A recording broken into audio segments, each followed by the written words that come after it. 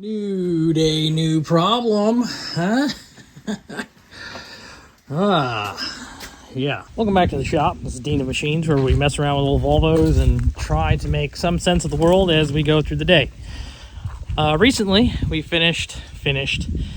completed making our green 242 drivable and took it on a camping trip, so to speak.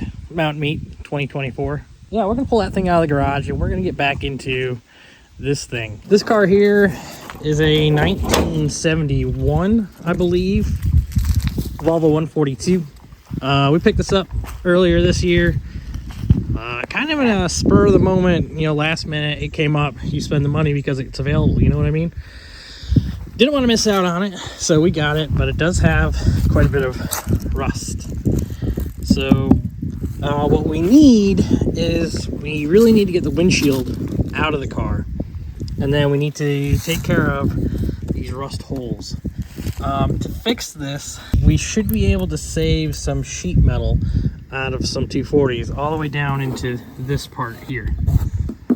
Which, all this really needs to be taken out. So we'll see what we can do. I don't know if we'll be successful. I do know we need to get a parts car, right? First, let's get this thing in the garage. All right.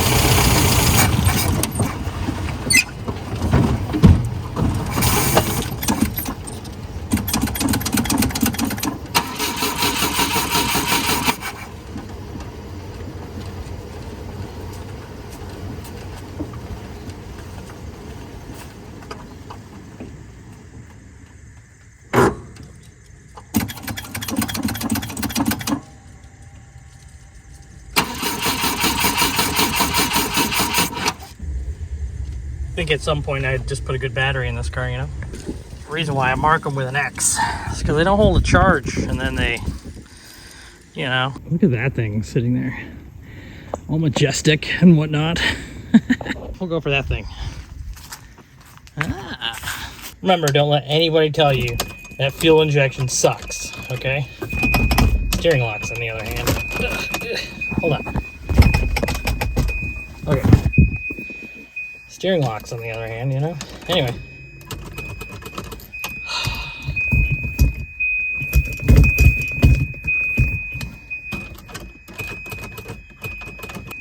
I think this battery's dead too.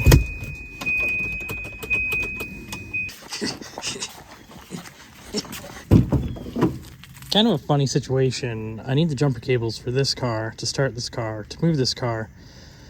I think our jumper cables are in this car, but it's parked too close to get into this car because this car is a good running car. I think I have too many cars.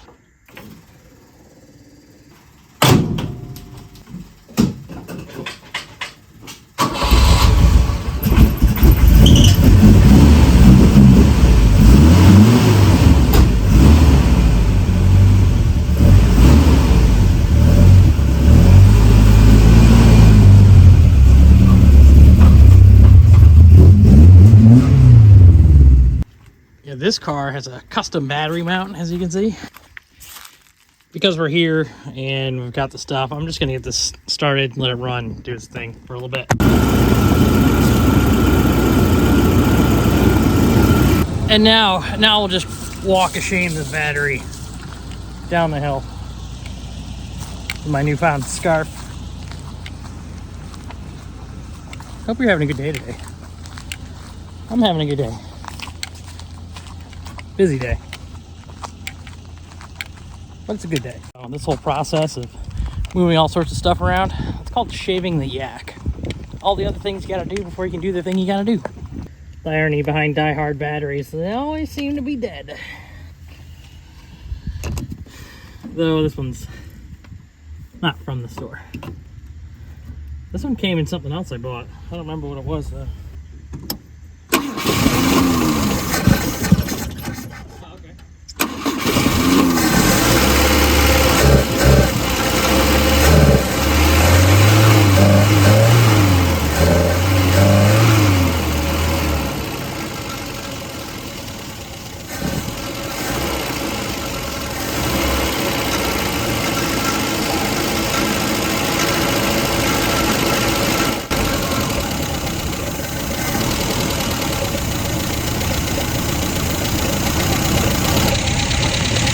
Okay, we're good. We seem to have sorted it out.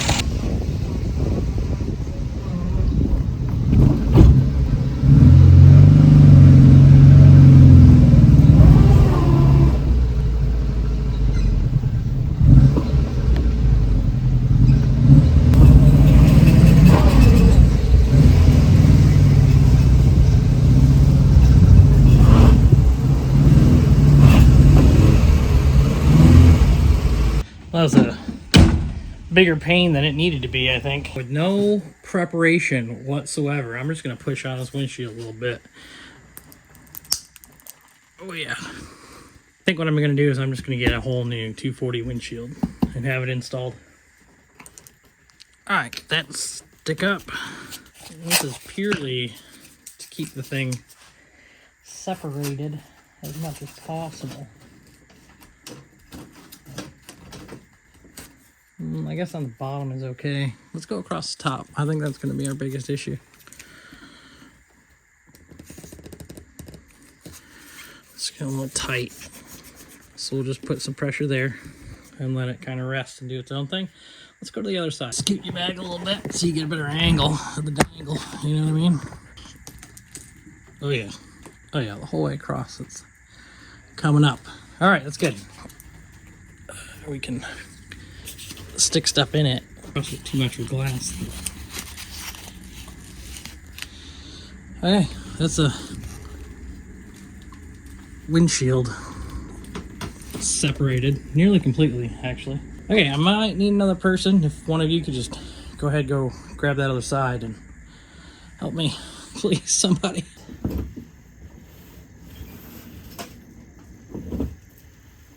Depending on how heavy this is, shouldn't be that heavy. It is glass though. Oh shit. Oh god. Help, somebody. No, it's okay. I got it. Alrighty.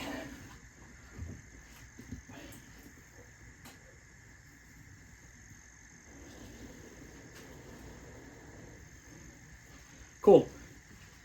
That was probably the easiest windshield removal I've ever done. Now I got this stuff all over my hand. See, these clips right here are the main reason why your 140, 240 leaks. It's because the sealant doesn't get installed properly, and then it sits kind of funny. And you can kind of see it's picked up off of the body of the car there. And it just allows water to sit in there. We need sheet metal. We need a donor. Way too much time scraping at this thing. Sealant is actually peeled away from this area in here, which that would be water getting into your beautiful little Volvo. Boo! What do you think? You should drive it just like that. It'd be windy. Yeah.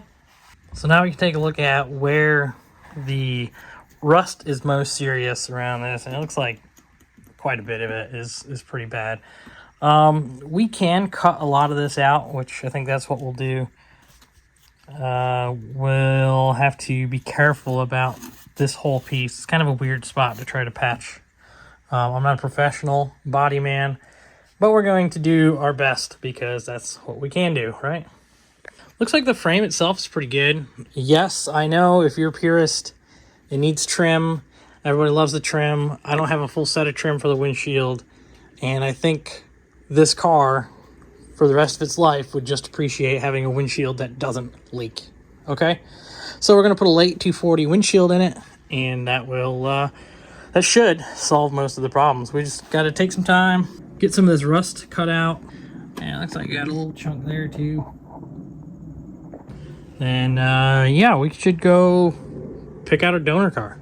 Side note, I couldn't help myself, and I hit the 140 with the buffer while I was out having the buffing extravaganza with the blue car. Well, I think the blue car's not here anymore. Blue car and the green car.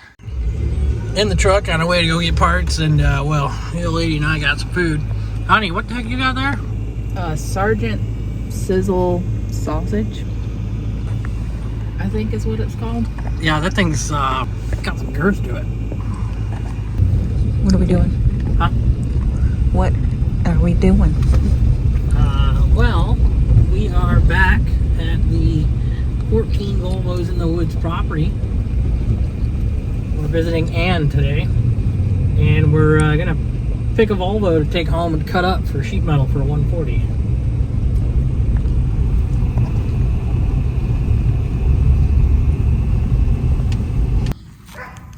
But no wheels. That's not a problem. Might be wheels. So you had a good summer, Therese. Yeah, it was okay.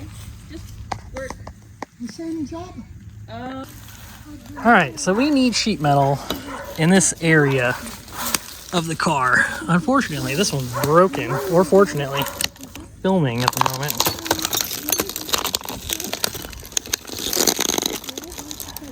Yeah, all right, yeah.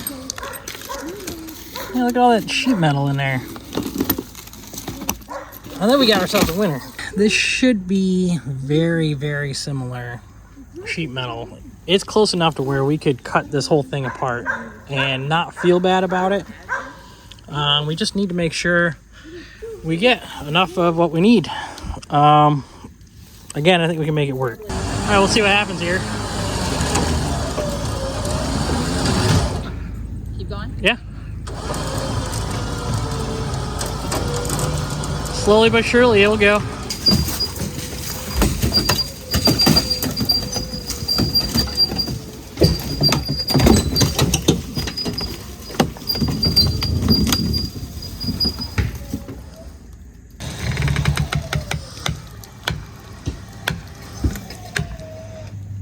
It's pulling the Sequoia. All right, got the old lady standing on the brakes now.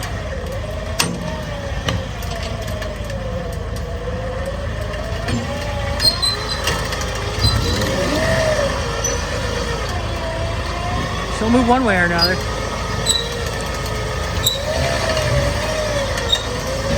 All right, it's close enough. That picks up the front, drags her close. Stop.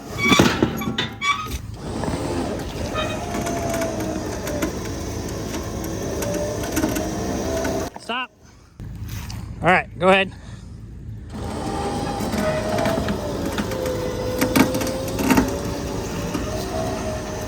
Stop. All right, old girl's loaded up. Yeah, you might wonder why I take these cars and do what I do. Well, we need parts, right? It's hard to get parts. And I know the sheet metal isn't exact, but it's pretty close. This early 240 might have better sheet metal for what I'm trying to do. So we'll have to give that some consideration. We may have to do that. Come get this one tomorrow morning. Okay, so we are home with this thing. This is a very rough car. It's missing a lot of parts. Oh yeah, you want to do a will it run on it here? Yeah. Will it run? Nope. No, will not. Hey, it's a cruise control car. That's kind of neat. Let's yeah, there's nothing fun about this one, I guess. Anybody need anything? I could probably pull a bunch of hardware out. I could probably save this panel, actually. That could be a good panel to save. Yeah, I think we should get to cutting. Let's go ahead and yank these off. Wow. All we are is dust in the wind. I do think it's very, very similar. Actually, it's interesting how similar they are. It looks like we're going to need a good chunk. Yeah, about that much there. We're going to have to come all the way around over here. We may not take it apart as far there. We'll have to get a little more creative, I think.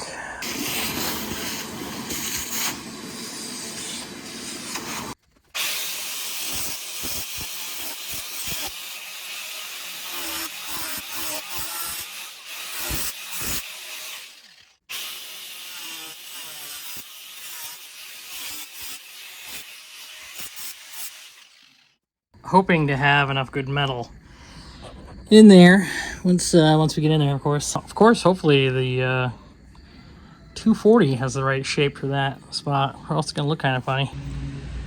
All right, I may have made a slight mistake here. So let's look at the cowl section of a late 240. All of this whole section in here is the same until you get closer to the vent. Now you can see here it does have the ridge that we need, but you do have this vent that goes way up, way up. It's different on the 140. The vent is all one piece and has this kind of a scallop, wall scallops, whatever. It's got the indent on the hood that goes up and around the vent, which is not how the late cars go. All this sheet metal should be close, but as we get further in there, it's not as good. The problem with that is if I section this in spots through here, I'll have a lot of stitching and whatnot that'll have to happen in view. Whereas if I can get full cowl, should be able to just do one big chunk. There's one source online that I found that says they can order it. The picture is incorrect. Profile around the wiper arm is incorrect. So I don't know what to do. Another interesting note on the earlier 240s, the early 80s 240s, I should say. Again, all this sheet metal is the same. All of it looks really good. And you even have the same profile of the cowl, right?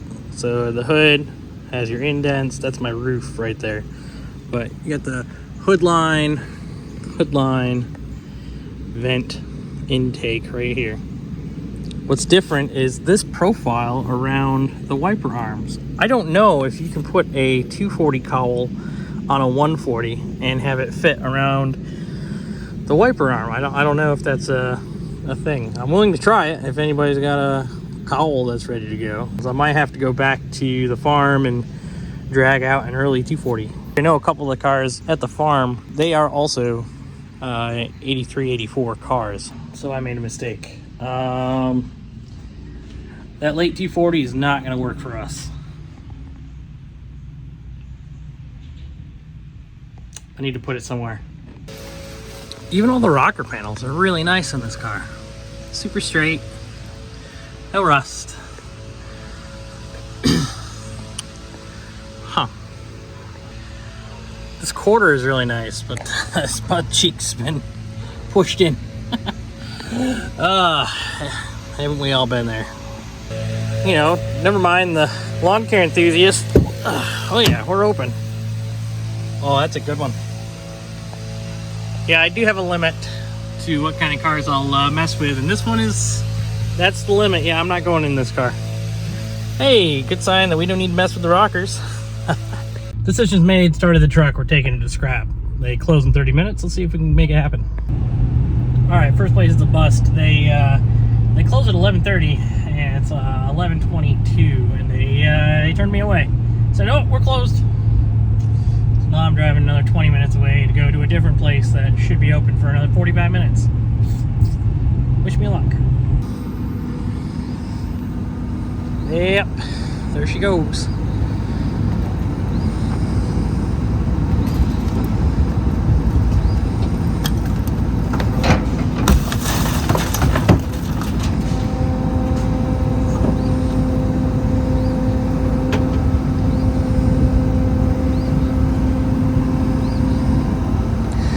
Another one bites the dust.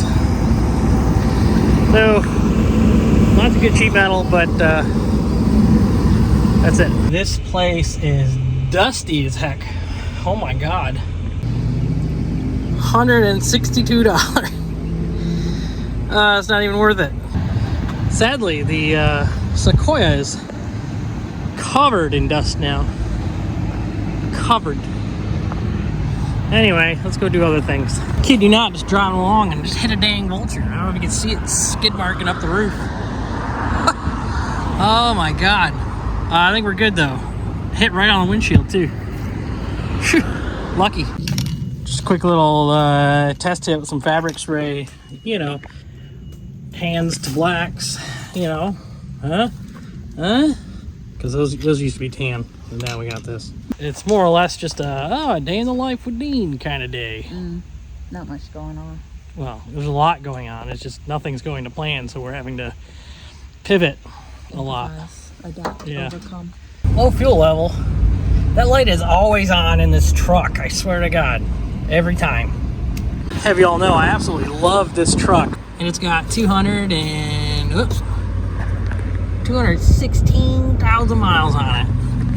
It's about time for a detail, I think, because it is getting a little bit dirty. And with a click, she's done.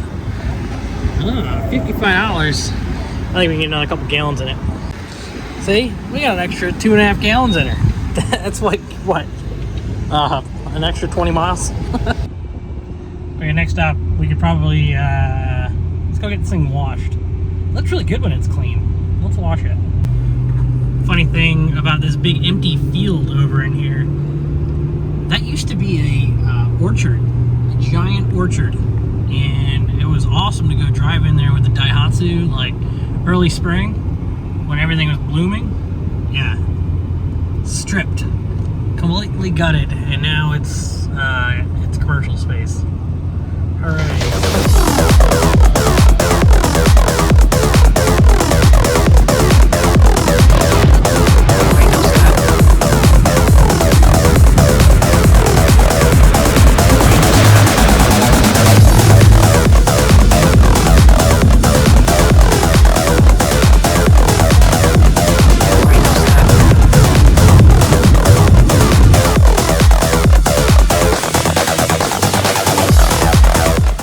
That's an exciting car wash.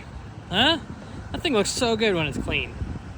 But it is. Really, it's a 200,000 mile truck. Got its share of problems, but someday we'll discuss the problems it has.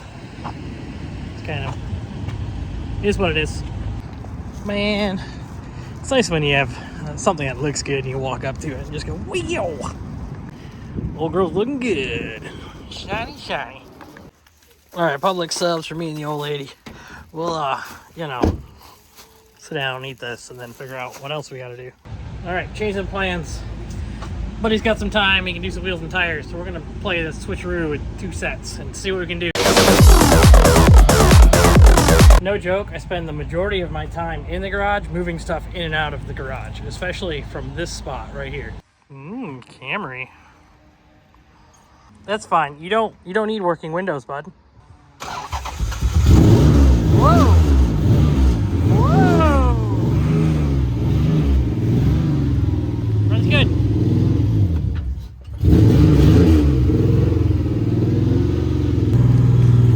Just fog and mosquitoes. You know, I'm happy he's driving over his new grass because it's the first thing I did when I pulled in. I did a burnout on his new grass.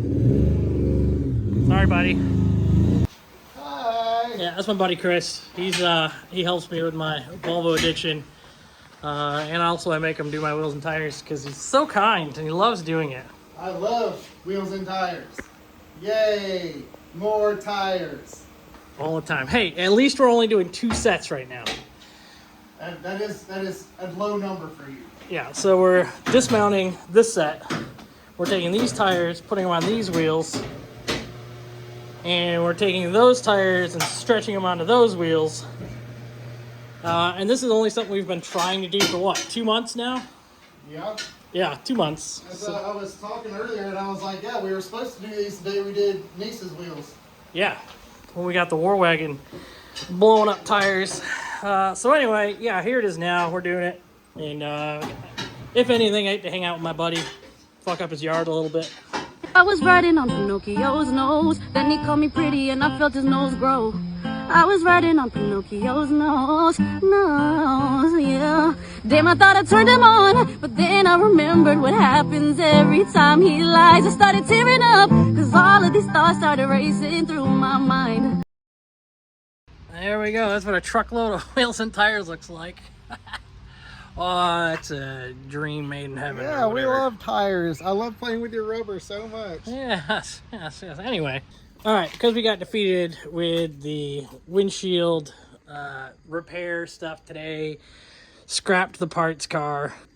Couldn't do the other thing with Chris moving the other car he needs to move, but we got wheels put together instead. So we're going to take those wheels, stick them on that car, and see if we like the profile. What do you think? I don't think you're gonna like it. Yeah, I'm like, all right.